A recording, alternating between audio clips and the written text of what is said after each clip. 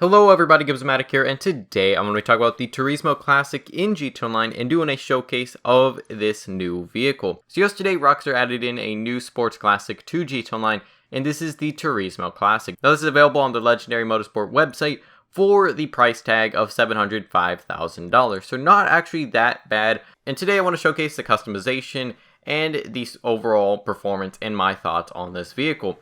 So first off, let's talk about the customization. And the customization on this vehicle is actually quite good. For a sports classic, which is what this vehicle is, it's not a sports car or a supercar. It is a sports classic vehicle. And as for the customization comparatively to the other sports classics in the game, it's actually quite amazing.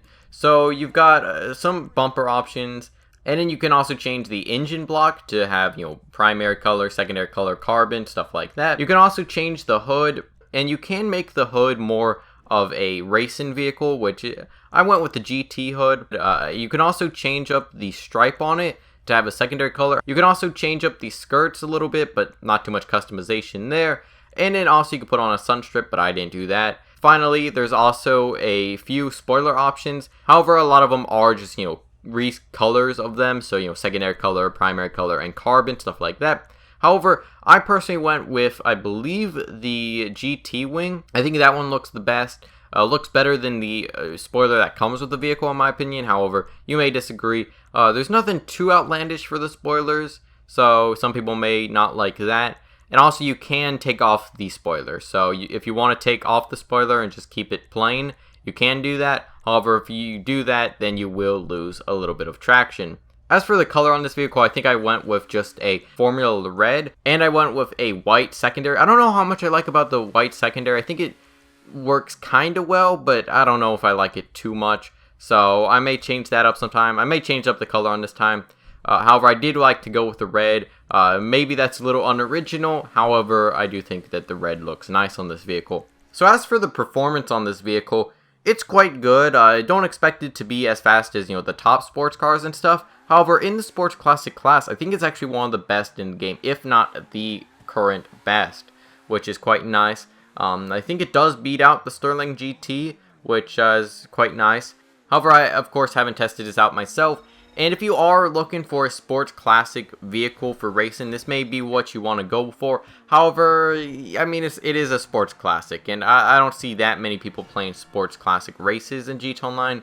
So, if you want this just to make your money back on sports classic races, I don't know if you really want to spend your money on this vehicle. If all you care about is races, because not many people, at least, whenever I join random races and stuff, it's almost always, sports cars, supercars, motorcycles, stuff like that. But a few small quirks with this vehicle. One thing that is quite nice about it, since it is a Grotti vehicle, much like a lot of the other Grotti vehicles in the game, the Cheetah, the Turismo, just the standard Turismo, same with, the Stinger GT and the Osiris all have this as well, where you can knock off the back cover and you can expose the engine. You can do this on this vehicle.